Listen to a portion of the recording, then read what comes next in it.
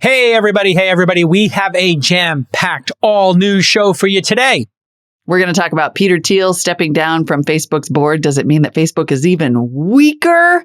And what is Peter going to do next? And speaking of Facebook's board, we look at an exchange from 2016 that apparently everybody forgot about between Marc Andreessen and Mark Zuckerberg. Then we cover Joe Lonsdale's op-ed in the Wall Street Journal, where he claims AWS should be split off from Amazon's store.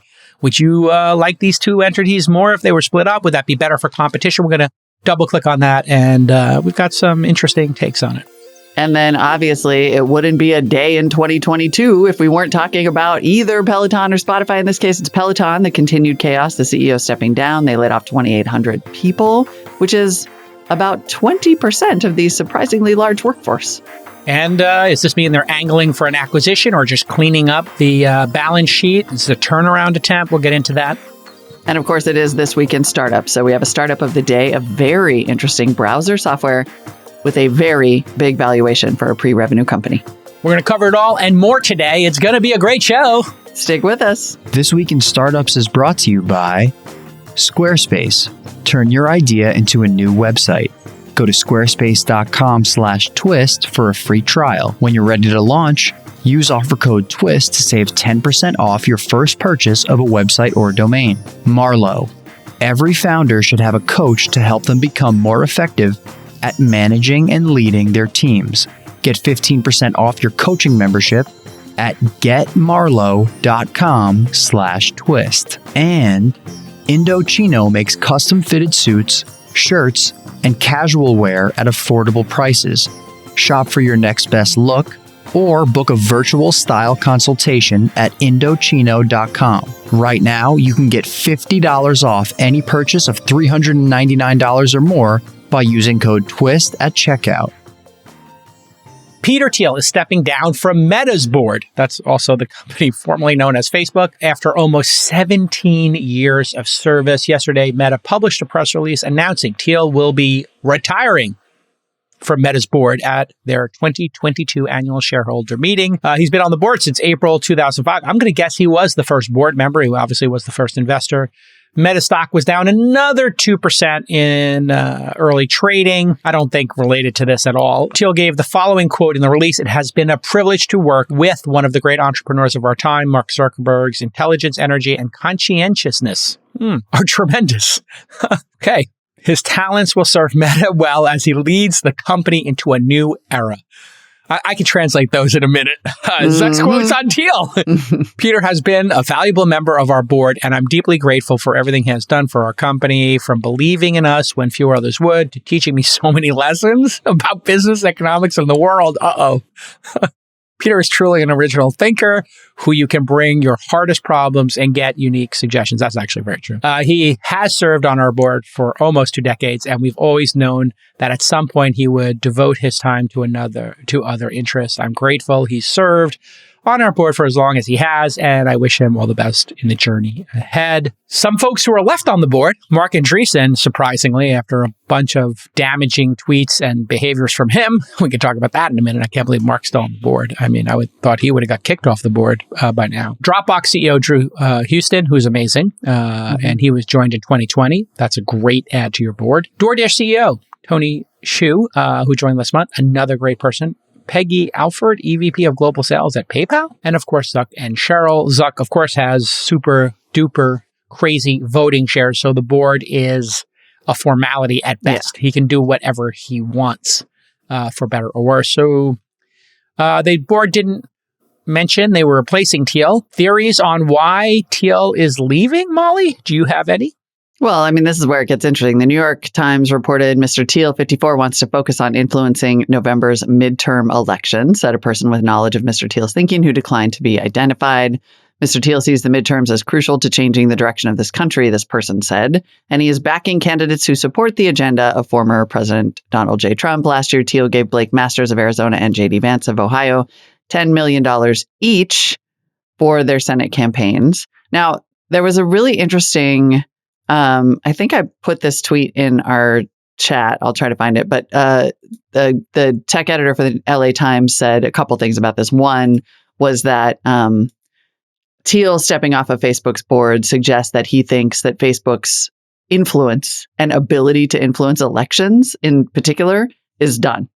Wait, who said that? Or Jeff Bercovici, he's the Jeff tech is editor smart. of the LA Times. Great insights. So two things, right? One is that he might think like, okay, my ability to influence this platform in the direction that I want it to go may be waning. And or that he just wants to have sort of free reign to go pretty far right is how it's being characterized in the news, is to basically, put his support behind a lot of pretty far right politicians. The other thing that's interesting is that back in October, J.D. Vance and Blake Masters, the two that got $10 million each from Peter Thiel, co-wrote an opinion piece for the New York Post titled, "We Must Stop Facebook from Election Meddling." And then they specifically call out Mark Zuckerberg for donating $420 million to this nonpartisan charity to help administer the election. And they claim that Zuckerberg paid to, quote, buy the presidency for Joe Biden. Okay, this is very weird. I did not know Zuckerberg donated $420 million to a nonpartisan charity to administer the election. 420 is an interesting number. It's very strange. I mean, my God. People pick that number. 14-year-old boys running the world. Okay, so 419 maybe just below 420. So I don't know if we're being trolled with that number by Zuck, if not well played. But I want to know if that nonpartisan charity is in fact nonpartisan, or are they doing things in the election that would get more people to vote? Because my understanding is the more people who vote, the worse it is for the right at the current time, because more people voting, the country's demographics are shifting more towards what would be people traditionally considered to be democratic. But I can tell you from this, what's happening probably is, based on I'm not going to say inside information. I don't have inside information. My inside vibe check. Is that what the kids are saying now? Vibe check? So on the inside vibe check, I will say that cohort of individuals in that circle are getting very activated in politics in their 50s. I think when we saw Peter Thiel give his talk at the Republican National Convention, the RNC, which was quite interesting. Some might say awkward or inspiring, but he was pretty fired up, right? And I would not be surprised that this doesn't have to do with 2022. I think this has to do with 2024. Oh, for sure. When I believe Thiel will play a very strategic role in getting either Trump or, DeSantis. Like him. Yeah. I think DeSantis is more likely if Trump doesn't do it. But I think you will see a doubling down by Peter Thiel. And I think Peter will become the Secretary of State, or is it Treasury? What is the Treasury's top Treasury position called? Treasury Secretary or Secretary of State. I think he will be in the 2024 administration. And what this is about is creating enough distance, Molly, so that when you see him in 2023 getting super active, forget about 2022, he's already active. But when you see that hyperactivity where he's really, maybe playing the Steve Bannon, if you will, in terms of strategy, and then I think you will see a cabinet position for Peter Thiel. Peter Thiel, I will say, although I know people didn't like his support of Trump, he is very smart. And I think in a certain position, he might actually make good decisions. But you have to also understand that he sees himself as a contrarian and very much likes to take polarizing, crazy positions, or what most people would consider like crazy, extreme positions. That works very well in investing and in startup land. Will that work well geopolitically? Will it work well in terms of the Treasury? If you told me right now Peter Thiel could be running the Treasury, I'd be like, probably would run better. Secretary of State, I'd be a little concerned, but he wouldn't start wars. But I think that this is the inevitability. I don't think Peter Thiel will ever run for president. I think it's inevitable he'll be in the cabinet. So you're...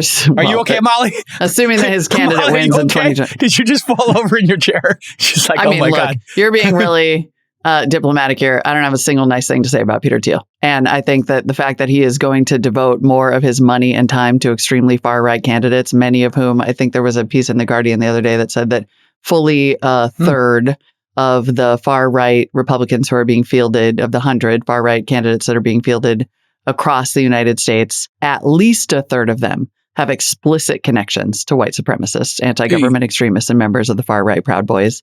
Yeah. I mean, look, Peter Thiel invented cancel culture. Like the idea, like they're sort of saying like he's going to go and devote all his money to like these free speech platforms. It's like, which is breathtaking. Absolutely breathtaking in its hypocrisy. Yeah. So there's that. I mean, I think that the politics that he may be leaving to devote his time for are among the most dangerous in America right now. However, you're probably right that that's the plan, right? I'm reading that Ray Dalio book right now that everyone's so into. I started it, yeah. And he quite specifically is like, all throughout the cycles of history, the people who have the most money have aligned themselves and colluded with the politicians who can preserve their influence and riches. So I think you have a couple things happening. One, they Peter collaborated. Well, I mean colluded not in the legal sense, but in the quite literal sense of the word. Like they work together, right? Yeah. I mean, so yes, the darkest version of it is collusion. Yes. So you have Peter Thiel quite clearly saying, well, collude used to just mean work together, right? Until it became a legal term. So yeah. Okay. Collaborated, sure. Okay. I'll strike that and replace it with collaborated. No, I mean, it colluding might actually be more accurate. Well, I mean, in today's America, where you can donate however much you want if you're a business, and and there's dark these money super pools, PACs are crazy, right? That's how we gave the $10 million to those, folks, the Arizona, and then who's the other kid? The kid who wrote Hillbilly Elegy. If you could give $10 million to a single candidate to get them to like do whatever you want and then put them into office, like that's pretty. It's probably we should not allow that. Right? Maybe we should rethink that, like, and give a minute. We should definitely rethink that. Yeah, maybe like level the playing field. Like, what's the right number? Like, the max you could give is $1,000, and we get rid of these PACs. Yeah, I just think these PACs seem really weird. I think they do. It's 2022, and it's a great time for you to start your own online business or a blog. And Squarespace is the answer. From websites and online stores to marketing tools and analytics, Squarespace is the all-in-one platform for you to build a beautiful online presence and run your business. With Squarespace, you can publish content, promote your business, announce events or new projects. Plus, you can sell actual products and services and so much more. They have beautiful templates by world-class designers and powerful e-commerce functionality built in. And of course, everything's optimized for mobile. So if you're looking at it on a smartphone, a tablet, or a widescreen monitor, it's going to be beautiful and perfect every time. And they've got built-in SEO, so you don't have to hire some consultant who disappears on you and charges you an arm and a leg. Plus, free and secure hosting. You don't have to go find a hosting provider. That's built into Squarespace. And they have 24/7 award-winning customer support. So go to squarespace.com/twist for a free trial. And when you're ready to launch, just use the offer code TWIST to save 10% off your first purchase of a website or domain. And congratulations to the team. They went public in 2021. An amazing journey for a hardworking, incredibly great group of builders. You have my respect, and we love the product. And thanks so much for supporting This Week in Startups. We really do appreciate it. But anyway, I think he has clearly decided that there's a way that he can go to maximize his own profit making, to influence government to his view of the world. And it is probably at this point counterproductive for him to be on the board of Facebook. Yeah, it's definitely counterproductive. And achieve those goals. The white supremacy thing's interesting. I had Max Chafkin, I believe is how you pronounce his name. He wrote that Peter Thiel book. And he was, and I don't know, people should go back and listen to that episode 1305, because I think it'll be very interesting. He had like two claims in it that were, he kept insinuating like young boys, Peter hiring young boys. And I kind of confronted him on that. Like, are you saying like, and he's like, no, it's just an observation. I was like, okay. Made that observation like many times in the book. And then he has this thing in the book where he keeps putting Peter Thiel one step away from white supremacy. And I'm like, do you think Peter Thiel's white supremacy? He's like, well, I'm just saying he's like next to it. I'm like, okay, is it 6 degrees of separation next to it where any of us would be next to it? Or is it like he's next to it and too close to it? Mm-hmm. And I think a lot of the folks who were part of that alt-right, was like this very weird space of weirdos who were grifters trying to get money. Mm-hmm. Then a bunch of like white supremacists, on the far right of it. And then in between, like a bunch of dopey provocateurs, right? So you have like Milo Yiannopoulos going to these things. And then that guy, Richard Spencer, shows up. And then all of a sudden they're at some party and people are throwing up, Hail Hitler signs. Like, it's like a very dangerous area of weird people, and then people trying to get their Patreon money or subscriptions or fame or whatever. Right. And it's all gross and disgusting. And, he makes all these claims that Peter Thiel is supporting it or somehow adjacent to it. I don't know if I buy that. But I do think anybody who's in the Republican Party now needs to really disavow that stuff, because I'll tell you what, he's getting closer every day. It feels like it's getting closer and closer. And I think that's the thing that's very troubling about all this to me, is that, you add the violence of, these extreme groups on either side. Either group could get violent. And we have seen violence on either group, but it does seem like the violence is trending a lot more towards that right side at this moment in history. I mean, in the 60s, it might have been more on the left. But now the right has a serious problem of violence, guns, white supremacists being so close. These Proud Boys or whatever, the Oath Keepers, like all these weird organizations seem to have guns and violence and paramilitary cosplay. And like, you can diminish them by saying, hey, they may be coordinating online, they may be associated with Facebook, but they're just dopes. But dopes with guns is a pretty volatile combination. So you got to be careful. You could claim the Oklahoma City guys who blew up the federal building were dopes as well. They were dopes who killed a lot of children who were at a nursery, daycare center, and they had extreme views. So people with extreme views can do extremely bad things, even if they're extremely dumb. Yep. And that's what I hope Peter Thiel kind of disavows, is like that whole group. No, he's going wholeheartedly. He is literally running right toward that. I don't know if he's running towards it or if it's just... Where's he putting his money? I mean, I don't think J.D. Vance is a white supremacist. I don't think Blake Masters is either. J.D. Vance has trended farther and farther and farther right with every single passing day. And when you look at like who is being courted to be on these quote unquote free speech platforms. Nut jobs. Yeah. Where is the money going? This is the thing where I think, where's the money going? Anybody who's on that side, I am an independent, critical thinker and an independent. Don't call me a liberal. Don't call me a Republican. The best is independent, critical thinker, maybe libertarian at times. I don't know.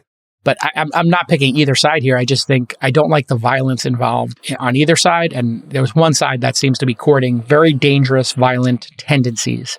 And I think Peter Thiel is very close to those people. So my message to Peter, or anybody like that, is just like, you got to disavow this crazy violent stuff. Too dangerous. And I think for Facebook, I wouldn't be surprised if Zuckerberg said, hey, not a bad time for you to leave. You're right. I could use less heat here. And then with Marc Andreessen, remember Marc Andreessen, and I don't know, I'll ask my producers to check this. There was the whole thing where Mark was trying to give Zuckerberg the ability to take 2 years off and still be in control and have super voting shares in case he wanted to run for senator or something, was the buzz in Silicon Valley that he might want to take some time off at some point. And there was this SEC investigation. Somebody, my producers can pull this up and we'll pull the story up. But you had Marc Andreessen coaching Zuckerberg on how to negotiate with other members of the board that was deciding his superpowers, basically. I can't believe Andreessen stayed on the board after this. But here's the story. Marc Andreessen's text messages to Facebook CEO Mark Zuckerberg are filled with smiley faces, emoticons, and odd turns of phrase. But that's not what some people find objectionable about the text, which have come to light in a lawsuit over Facebook's plan to reclassify its stock structure and to create a new class of non-voting shares. Facebook shareholders suing the company allege that Andreessen, an independent board member, independent, representing the company's stockholders, surreptitiously coached Zuckerberg through a multi-week negotiation process to win board approval of the stock change, something the stockholders argue is a major conflict of interest. You think? The text messages obtained by the lawsuit show that Andreessen and Zuckerberg kept a constant behind-the-scenes dialogue going while negotiations took place. Andreessen was an early investor in Facebook. Our feedback is entirely intended to protect you and the company, Andreessen reassured Zuckerberg in one message. So this is what happens, right? Like you want to be on the side of your guy. Mm-hmm. I've talked about that, right? Here's a closer look at the trove of messages. The day before Zuckerberg was to negotiate with the board's special 3-person committee, of which Andreessen himself was a member, in March, Andreessen asked Zuckerberg if he'd like to talk tonight or tomorrow before 3:30. During the following day of negotiations between Zuckerberg and the committee, Andreessen texted Zuck live feedback on how to better sway the committee's thinking. This line of argument is not helping, smiley face, Andreessen wrote. Zuckerberg at one point, quote, they are both genuinely trying to get to the right answer, Andreessen added, referring to his two fellow committee members. This is the key topic. Wait, so why is this a conflict of interest? Because he was also on the committee? I'm confused. He's on the committee. He's on the committee. On the committee. And then he's coaching Zuckerberg without the other two people on the committee on how to win them over. Right. Is this illegal? But, there's a whole concept in Delaware law and other law that you have this fiduciary as a board member to all of the shareholders in the company. Is this in the best interest of all shareholders? Seems like the big problem is having Andreessen on the committee. Correct. And then here we go. He writes in all caps. Andreessen writes in all caps, now we're cooking with gas. And then he says, I'll push them on having a longer period, at least for Cheryl and Chris. Don't know if that's helpful. But the negotiation centered around Zuckerberg's plan to sell off his highly valued Class B shares so he could fund a charity work while still maintaining his majority voting power at Facebook. If the special committee found the proposal undermined Facebook shareholders, Zuckerberg would have to find a different way to fund his philanthropy. Bloomberg first reported the case, and Insider apparently rehashed it. So you get the idea. It was a little gnarly, and I don't know where that lawsuit ever wound up. So that's something our producer should go take a look at. Usually these things get settled with a payoff for the people who are upset, and this is back in 2016. But then there was also the famous tweet where Marc Andreessen talked about colonialism and how colonialism was good, which is kind of like this Silicon Valley weird thinking. I think that was influenced by some historical, scholars, I think, including a Sapiens author, maybe, where it was like anytime a more advanced society conquered a less advanced society, net, aside from the conquest and the death and the rape and the pillaging, things might have gotten incrementally better because you got some technology out of it, which is a really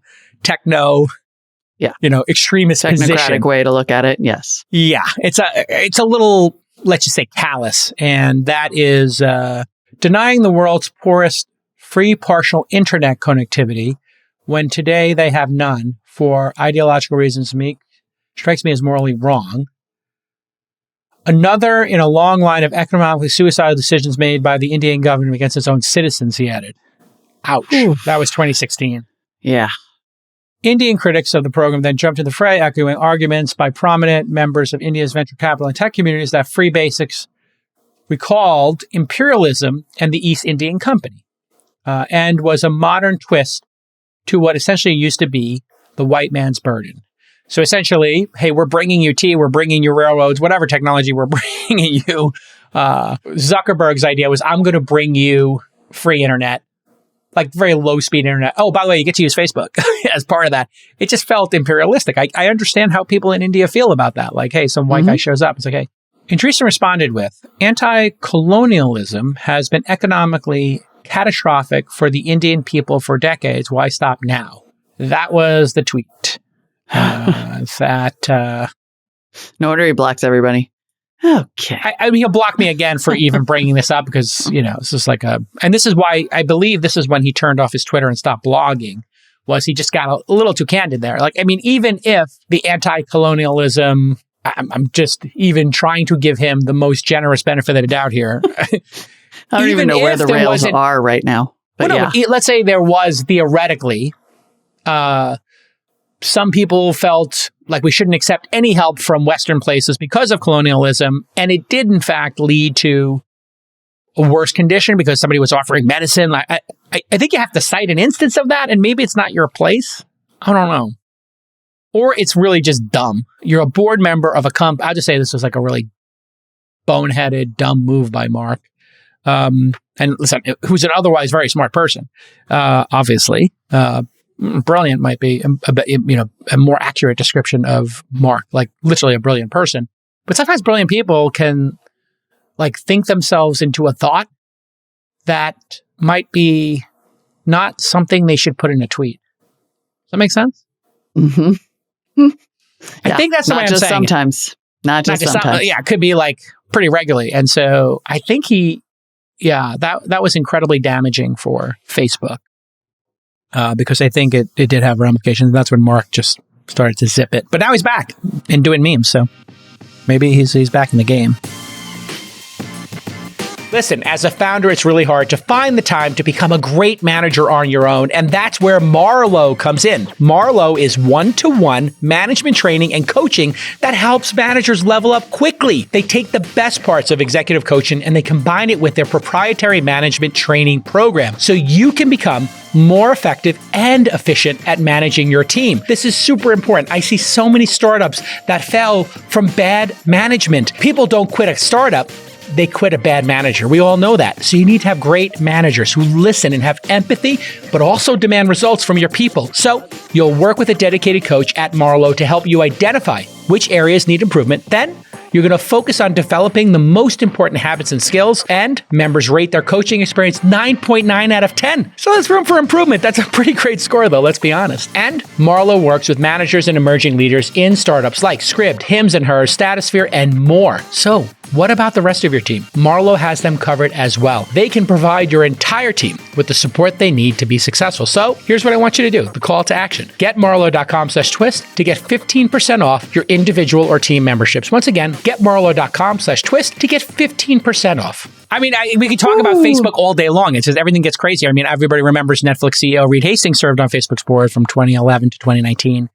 He's a major Democratic donor. He got into it with Peter Thiel because of his endorsement of Trump. Mm-hmm.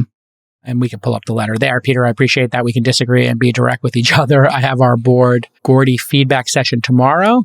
I don't know what that means. I see our board being about great judgment, particularly in unlikely disaster where we have to pick new leaders. I'm so mystified by your endorsement of Trump for our president that, for me, it moves from different judgment to bad judgment. Some diversity in views is healthy, but catastrophically bad judgment, if I view, is not what anyone wants in a fellow board member. I continue to experience you as very honest, well-intentioned, and certainly very independent. No response, that's right. I just didn't say the stuff behind your back.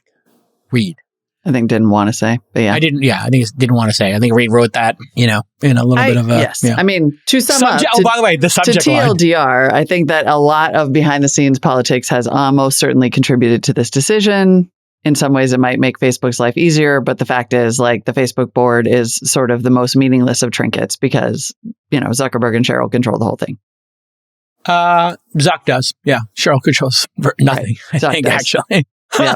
Yeah. But I mean, there we go. She has soft power and influence, but I think probably has waned as Zuckerberg consolidated power with a lot of these moves with the super voting shares, et cetera. Did you know did you happen to read the subject of the Reed Hastings to Peter Thiel 2016 email?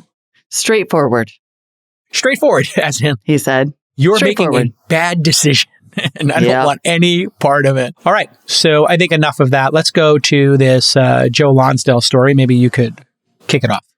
So this is interesting. An opinion piece in the Wall Street Journal today titled "The Case for Splitting Amazon in Two," in which Joe Lonsdale, a venture capitalist who, at the bottom, they're like, has invested in several e-commerce companies, argues that AWS and Amazon.com should be separated into different entities. The argument basically is that AWS is subsidizing Amazon.com, the e-commerce business, which is really unquestionably true, right? The e-commerce business is break even at best, and AWS just prints money. And then this is what I thought was particularly interesting is when antitrust comes down to consumer price, and that's been a hard thing, consumer harm in the form of higher prices. That's been a hard thing to pin on a lot of big tech companies. But this piece argues that because AWS subsidizes Amazon.com's e-commerce losses, that lets them charge more, including for the Prime service. Got it. And here we go. You can actually, I guess, Joe Lonsdale does the math here. Amazon Q4 revenue was $137 billion. Amazon Q4 operating income, $3.5 billion. Okay. AWS, they do break out now. Q4 revenue, $118 billion. So, approximately just over 10% of their total revenue. Their operating income, $5.3 billion. So, if you notice, there is a $1.8 billion gap between AWS and Amazon's total operating income. This means, I guess, that the non-AWS segments of Amazon businesses lost $1.8 billion is what he's saying. Right. So he also notes that the former head of AWS, Andy Jassy, is now CEO. So that means, Andy, if you pick the person from AWS AWS is driving things. And here's a quote from the op-ed. When artificially low prices drive competitors out of a sector, concerns about predatory pricing arise. I guess that means later in life, they could raise the prices, right? In 1993, the Supreme Court ruled that to prove predatory pricing, a plaintiff must show that a business priced services below its own and rivals' costs, and that there was a likelihood of successful recoupment of the lost profits later. Okay, that seems hard to prove here because they could, it seems like, indefinitely run Amazon at break even, or Amazon, the store, at break even or slight loss. So there's no indication here that later on they're going to pop the prices. And then maybe you could take this next section here on how he explains that Amazon does that. Although I would say that a business price services below its own rivals' costs and that there was a likelihood of successful recoupment of the lost profits later doesn't necessarily mean that Amazon.com has to end up making a bunch of money in e-commerce. It means essentially that Amazon will make up the difference one way or the other. And in this case, that would be because it makes so much money off of AWS. Okay. So what he says is Amazon's market share in e-commerce is greater than 40%. The next closest competitor is Walmart at around 6%. A store that sells everything and is able to price everything below market price, including the logistics of inventory and delivery, has a much greater ability to recoup profits than any standalone business. And then his final statement is that Amazon should separate AWS from Amazon.com to create two distinct businesses. If it doesn't, U.S. regulators should consider forcing the move to protect competitive freedom, the most surefire way to guarantee that the best ideas and the lowest sustainable prices win in the end. What do you think? Well, the first thing I think is, what are Joe Lonsdale's investments in They're literally e-commerce at the or bottom. cloud computing? Because that would be, to me, the tell here. And did the Wall Street Journal require him to put his competitor? It does, yeah, actually. Hold on. I have to open it in a different window because I'm in the wrong freaking Google tab. It's okay. I think that's the first thing that comes to mind. Anytime an investor is moving their lips, they're talking about their companies. That's how do you know investor is talking about their companies? Their lips are moving. Period. End of story. So if I'm talking, if he's talking, somehow it's going to go back to your investments and talk to your book. It's a little bit of an I mean, I think that's what I thought was analysis. So interesting here is that it really is like calling in a regulatory airstrike to protect your businesses. I mean, that was, and I just think that is a sort of a fascinating and, you know, in keeping with this conversation about like competition wins and capitalism is the best and blah, blah, blah, which is sort of like, you know, half of the time, that's exactly what everybody wants to happen. And then the other half of the time, when they've invested in Wish and Deliver, then they want the argument about Amazon from an antitrust perspective is both well articulated and likely true, right? AWS unquestionably subsidizes the e-commerce business to the detriment of others in that space. No doubt about it. Okay. Yeah, I'll go with that. But for a venture capitalist to come and make the argument in this sort of, you know, environment where the best competition can and should win, I found a little interesting. Yeah, so he has a company called Deliver, Deliverr. It's an e-commerce fulfillment company which helps brands do 2-day or less fulfillment. Sounds familiar?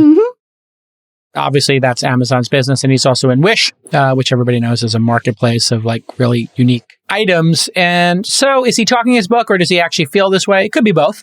Could be both. And I think that's probably why they put that his VC firm, AVC, has horses in this race. And it's not the first time that people have pointed to another person and said, well, what about them? What about what they're doing, right? They bought Instagram, they bought YouTube, they bought Android.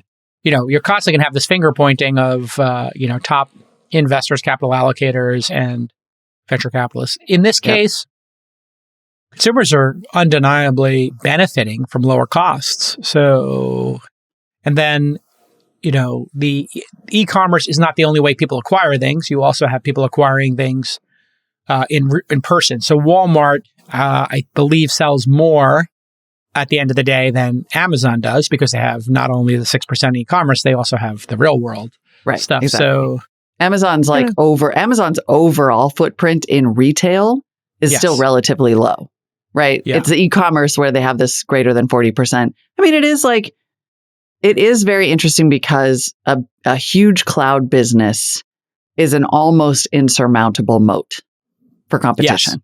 The CapEx, you know, that goes into, because, you know, servers. Everybody should realize this by now, but in case you don't, the cloud means a crap ton of expensive servers in really big buildings with massive energy costs or, solar installations. It is unbelievably prohibitive, cost prohibitive for anybody to get into that business. Serious CapEx, yeah. So if you do have that and like a little store attached and the one can pay for the other, that's a pretty big competitive advantage for a pure play e-commerce retailer. It doesn't mean, though, that people don't want to shop somewhere else. And Amazon is, sure. I'm not sure I don't know enough to say for sure, but I don't think that Amazon always beats on price, the price of the actual good. For sure they don't. I don't think that's the case at all. I have learned this lesson because my wife has been like, hey, Demi, you're buying this over here and it's much cheaper in this other place. I'm like, yeah, but one click, Prime member, I got it. And she's like, you literally paid 50% more than you needed to. And I'm like, but one click, it's coming in an Amazon box with a smiley face. Like they have boiled this frog. And Amazon keeps raising the price of Prime. Like they just raised the price of Prime. So it's $129 now or something? Yeah. So if Amazon is able to charge you more because one click and AWS subsidizes it and they're continuing to raise the price of Prime, at some point you actually start to have a question of like, are consumers benefiting? I don't know. It's pretty clear consumers are benefiting from plummeting prices and more convenient delivery. The idea that like somebody can't get something has gone out the window now. Like if you look at, I bought Ethernet cables the other day. I was like, wait, 4 for $4? I was like, this doesn't make any sense. Like, wait, it's $4 each, so 16? And they're like, no. I'm like talking to my screen trying to figure out how could this possibly be so cheap? Yeah. And just the nature of being able to make a lot of white label products and scale them and sell it to the world is pretty powerful. What I think Lena Khan, as we talked about in a previous episode, shout out to Kara Swisher and Andrew Ross Sorkin for that great long interview they did. She talked about harming future competition. Right. Which I don't think Joe mentioned here explicitly, but the future harm. That's what that bottom part's about. Wish and deliver. But is this going to, if our new lens is, will Amazon's web services business give them in the future, this combination of being the world's biggest retail store and having the world's biggest server farms give you reduced competition in the future? The answer is clearly yes. Absolutely. Clearly, yes. So I think no one will be able to compete with that. Yeah. And I think for Amazon shareholders, I'm going to be honest here, if the two businesses separated, they would both be worth more, probably 20% more immediately. Because what you'd have is the AWS people would then not have to worry about the Walmarts of the world not wanting to use their server farm. Right now, there's a lot of people who will not use AWS because they're scared of Amazon having some insight. Now, they may not be able to see what you're doing in your code base, so they may not have a right to do that and against the terms of service, yada, yada. But they might be able to see your spikes in bandwidth. Okay. 100%. If you're spiking on this Thursday, you will never be able to guarantee that they're not snooping on your bestsellers. I mean, that's been a complaint about AWS already, is that's how they're able to sort of, they snoop on all the bestsellers and then make an in-house brand. So yeah, without a doubt, AWS would be worth more. But really, you think Amazon.com? Retail? I think it would be, actually. I'll tell you why. Because they would have to have even more discipline. So what's happening over time is if that part of the business is subsidizing it, the people in that part of the business are like, hey, we're going to get our bonuses anyway. All we got to do is keep the top line growing. And they're getting a little disconnected from the reality. Maybe they're delivering things that, they shouldn't deliver. Maybe, furniture should not be part of the Amazon offering because you lose money delivering furniture. Maybe that is something that should be done locally. So they might be making bad decisions on what they do for, because they have this sort of mulligan, right? So it's like, if I started you on, I don't know, if this is a football analogy, if I started you on the 50-yard line, you might think that you're like an incredibly offensively talented team because you're not starting on the 20 or 30-yard line. Right. No, that's a really good point. I like that idea of the operational discipline that would have to come in. Then they would still, the competition would be tremendous because retail is a tough business and people have come into that e-commerce game with some pretty powerful offerings. Yeah. In 2022, let Indochino take care of your new wardrobe. With Indochino, you can customize everything from suits and shirts to chinos and bomber jackets at surprisingly affordable prices. I went there. It was an amazing experience.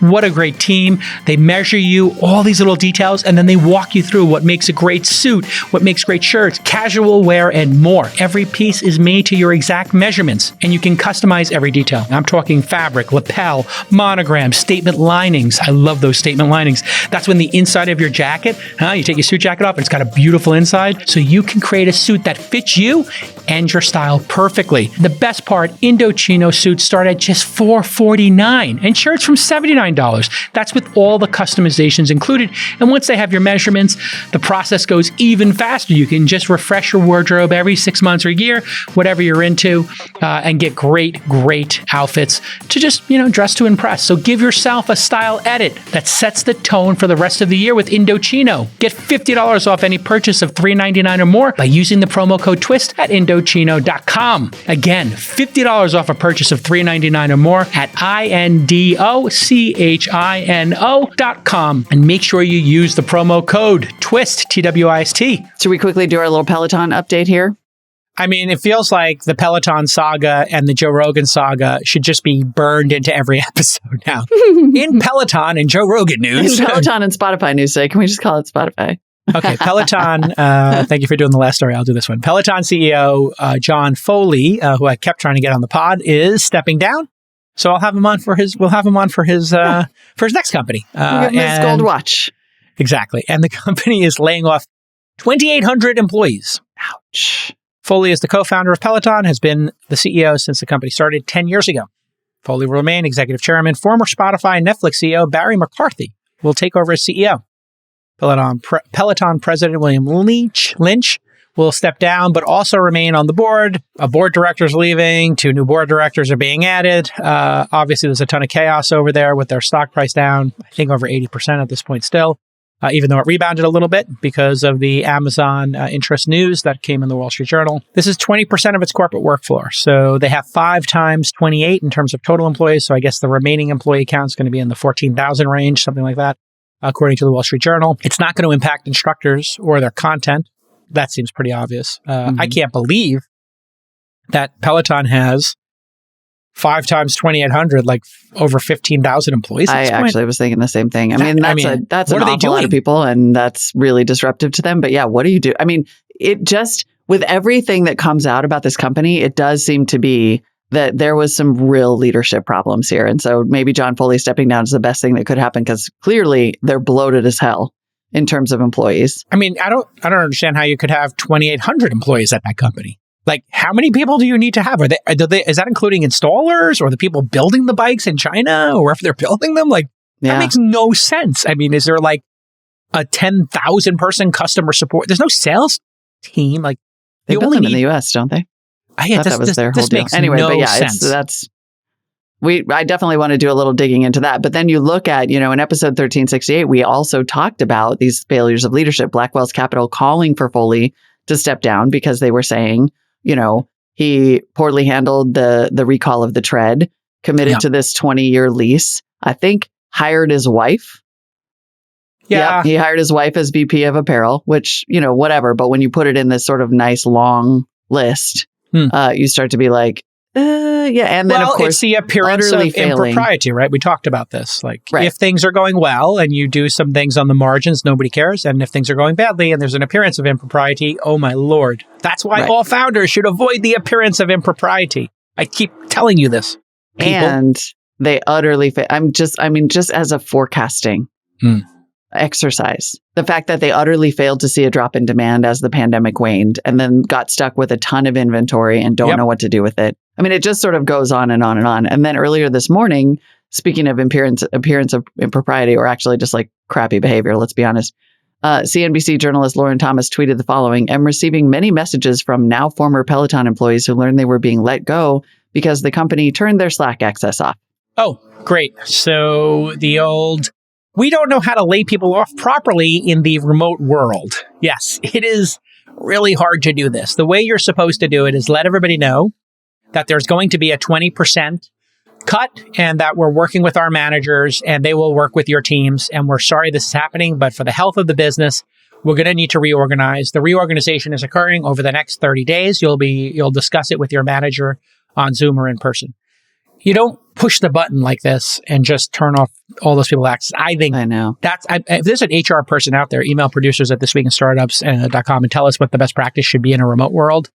But I think mine is a better one, which is to do it in small groups and to have a considered discussion and let people know ahead of time because people are grown-ups.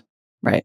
And it's really kind of to do this to people, so coldly after they've dedicated their lives to you or some portion of their lives. This wasn't even a conversation. Literally, their Slack just got turned off and it was like, I guess I'm fired. I mean, that is just appalling. So according to LinkedIn, the distribution of their employees indicates that they had about 780 salespeople.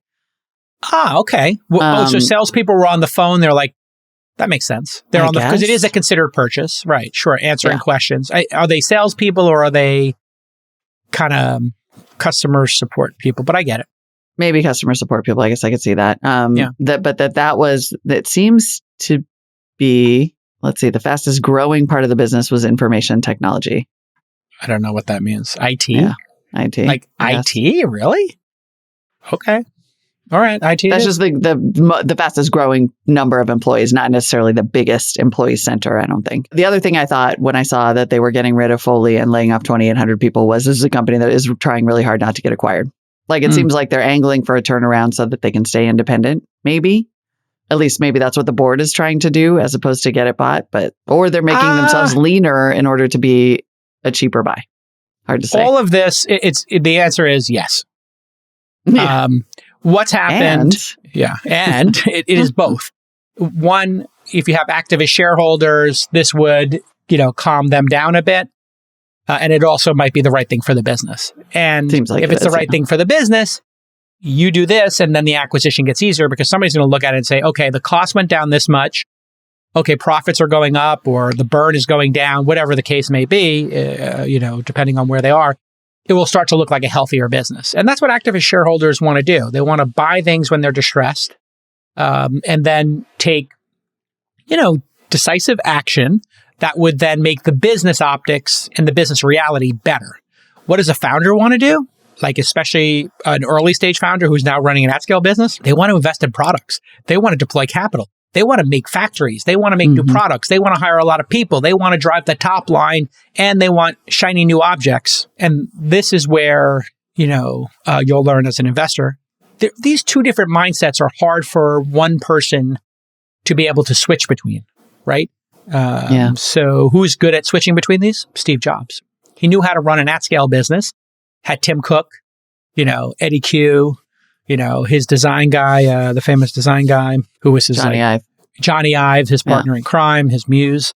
He had a really good cohort around him where one group of people could optimize the hardware and the supply chain, and the other group could inspire him. And, he could go to a laboratory and, bug out at all these new, amazing designs they were creating.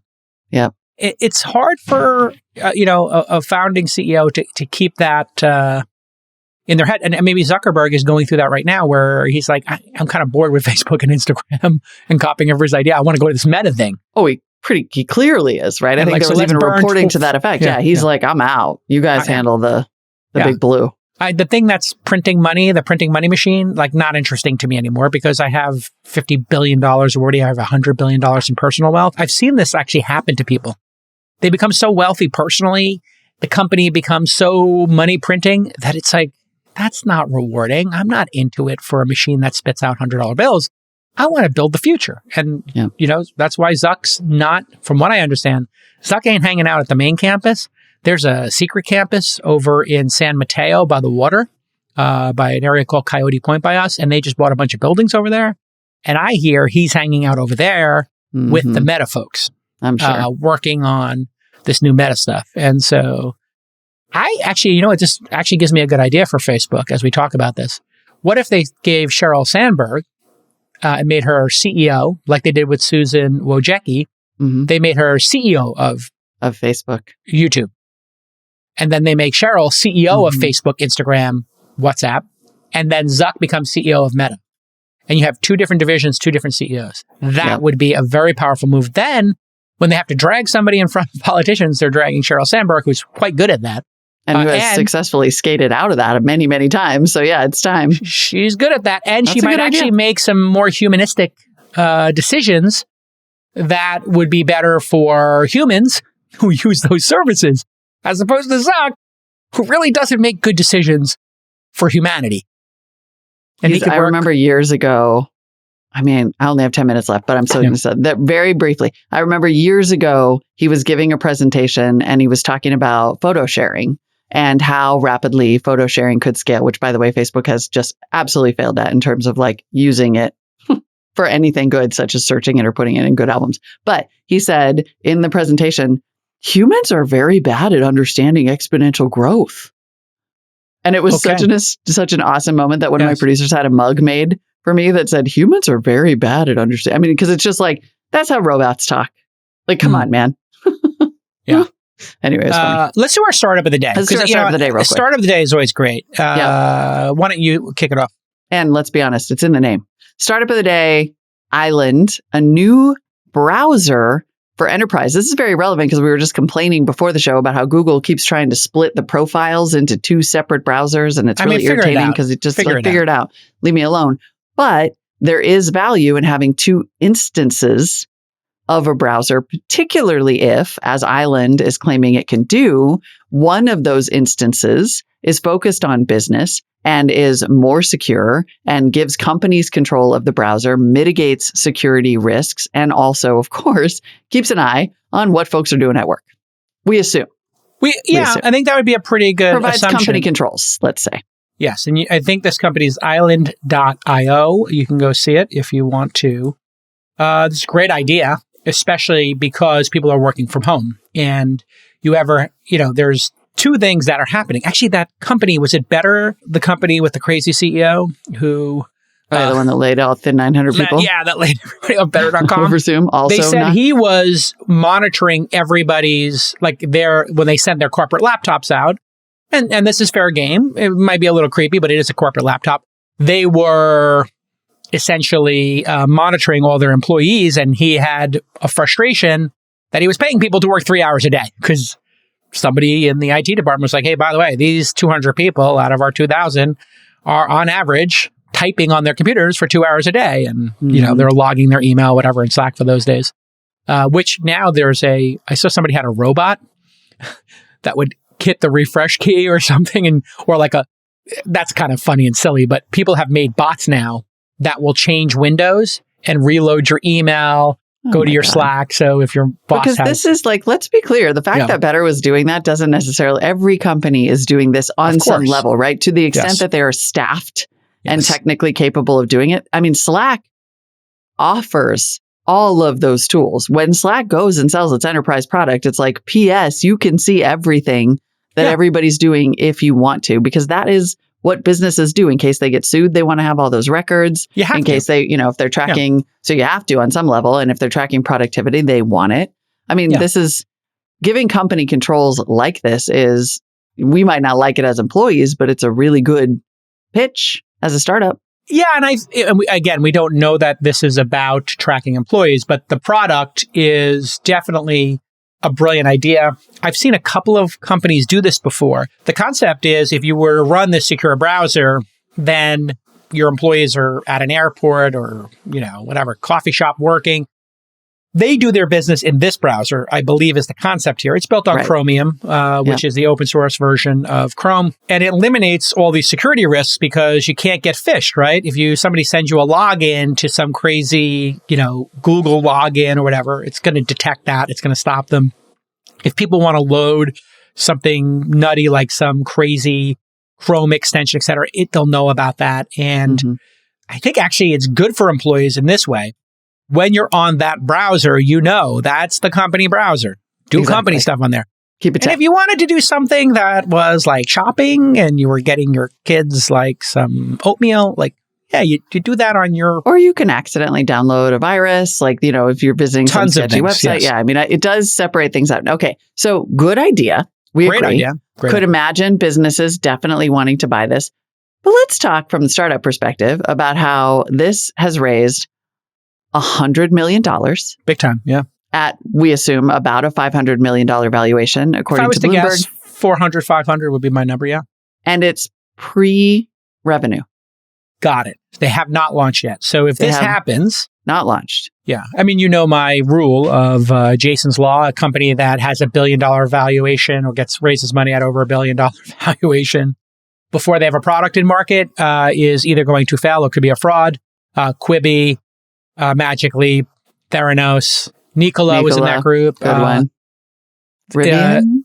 Rivian, I can't remember where they were. I think they did raise a in the lot of law. money, but I don't know if they had any cars in market then. I think maybe their employees had some cars. They I had think 15 cars sold. I mean, now Yeah, sure. Sounds reasonable. totally Okay. real. Yeah, all to employees, sure. And employee It's very spouses. pretty truck. It's really pretty. By the way, can we just talk about how like Ford and Amazon, by the way, like at least huge, massive chunks of the earnings that they reported were on money that they realized from the Rivian IPO? Like not even real. Did they sell shares? Was it clear, or they're just marking their investment in their books? I wonder if they actually cleared their positions. I said they should have cleared the whole position. The power move by Ford would be to sell that whole goddamn position, and I mean, they realized it company? as revenue in their earnings reports. then they'll have to mark it down when it comes back down to earth. I would have just cleared the whole position and said, hey, by the way, we made $15 billion after income, taxes. We okay. got $8 billion, or maybe it would be offset by losses, so they get the whole $15 billion. Hey, we're going to put this whole $15 billion into competing against that company. Ha ha. Thanks for the $15 billion. Ford for sure is, because then they like canceled the deal. Yeah, they should just basically take the $15 billion and say, you know what? We're going to give we're going to put that $15 billion towards $50K towards each truck and sell the trucks for $30K. And you want to talk about a gangster move. We're using your money to discount our cars against yours. It would be Pretty brilliant. much exactly what Ford is doing. That's So anyway, this one- sorry, back to this. Is this valuation just bananas? It is 'Cause it a seems high bananas. valuation for a big opportunity. And the founder, Mike Fay, who we'll invite on the program when they're ready to launch, he was president at Symantec, and he was EVP and CTO at McAfee. Those are $10 billion plus companies. This is a money printing space enterprise. It's a rich valuation in today's market, but you're betting on a killer. So this would be the equivalent of, some great entrepreneur with incredible operational ability. Mm-hmm. If they asked me to be involved in this round, I would have said yes. Yeah. So Yeah. just to give you my own case. And then if you look at who wrote the check, it's Sequoia Right. and It's Insight Doug Venture Leone. Partners. Yeah. These are two of the best funds. Sequoia, the best fund in the history of venture capital, and Insight Venture Partners, IVP, is really well known for making great bets, although they're a little bit younger. Right. Yeah, we don't have complete information, but this thing sounds like it's off to a great start. It's probably going to do really well. I mean, listen, every law has exceptions. Well, no, this is under $1 billion, so it doesn't break my law. It's just kind of teetering on the way there, right? So if they don't get their product out and they raise $1 billion, it would put itself into the Jason's Law of $1 billion, raising at $1 billion before you have a product in market. But it sounds like they'll have the product in market before they get to $1 billion. Here's the other thing to keep in mind. When somebody invests at that high valuation, let's say that valuation is double what it should have been. Mm-hmm. They have downside protection. If the company were to fail and sell for $101 million, they get their $100 million first, and then the million that's left over gets divided. Let's say they own 20% of the company. They would get 200,000 of that million, and the 800,000 would go to the rest of the shareholders. So last money in gets their money back. Make sense? Totally. Yeah. Good so that's little, the little good downside little Sunday protection. school there. It's just a downside No, protection. it's a really good point. Like they're saying, worst case, we're gonna get our money back. We're gonna be made whole, even if we don't go to the moon. But they clearly think they're going to. And look, for enterprises, this is especially enterprises in a remote work environment. Yes.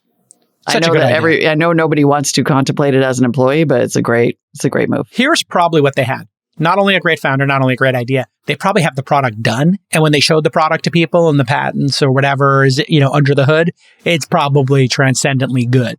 Yeah, you can tell too, the website is super clean. Like you could tell it was put together really, really meticulously. Yeah, the website is tight. Maybe we played up the part on spying on employees too. I mean, visibility is a thing for enterprises, but what this really is probably about is visibility and by the way, built-in productivity tools. Like maybe it integrates a feature like Calendly, and so it makes everything with your email. It's like Here's the thing. I'm sure there are benefits we're not seeing. The concept that you could spy on employees when they're doing work is kind of silly. If you're doing work for your company, you should expect every email is the company's. You sign that document. This is not just me saying that. Yeah. So when you work at McDonald's, they expect every minute of your life. It's recorded on some video camera. Your keystrokes on the register are recorded. You don't have any expectation of privacy, right? Yep. The problem is information and knowledge workers have a false sense of privacy, especially when working from home, because they're like, well, I'm in my shorts. I'm wearing running shorts right now. Nobody knows. But I'm going to get on my Peloton and my tonal after this. They have a weird concept that, I'm DMing somebody on Slack. I'm emailing somebody, but that's private. And it's like, you think it's private. It's not. Everything you do on your corporate computer is being recorded, is being logged. In 90+% of cases, don't ever use your corporate computing for personal stuff. Don't do it, because I can tell you, having been deposed once when my company was being sued by some other third party, and I was not deposed about anything I did, but it was like communications related to the topic of the lawsuit. Like when you see your own emails and the stupid, crappy, casual crap that you write in there, you don't want to see that. But the company has to keep it. Yeah. Yes. Everything I write is as if, and this has been for decades, I write every single thing as if it was a blog post. And I train all my executives. Just assume it's a blog post. Yep. It's going to be leaked at some point. Everything gets leaked. Just everything you do, assume it's a blog post or a tweet. So don't write anything. This is why the random channel on Slack needs to, in corporate environments, not exist. And you have to give random training. Random is not for random stuff in your Signal group with your bros or your fraternity or sorority or whatever. I can't believe the stuff that people would send me on Slack. And I'm always like, they send me some insane thing on Slack and then they get a text back or a Signal message back from me like, no. Okay, hi HR. Here's Signal.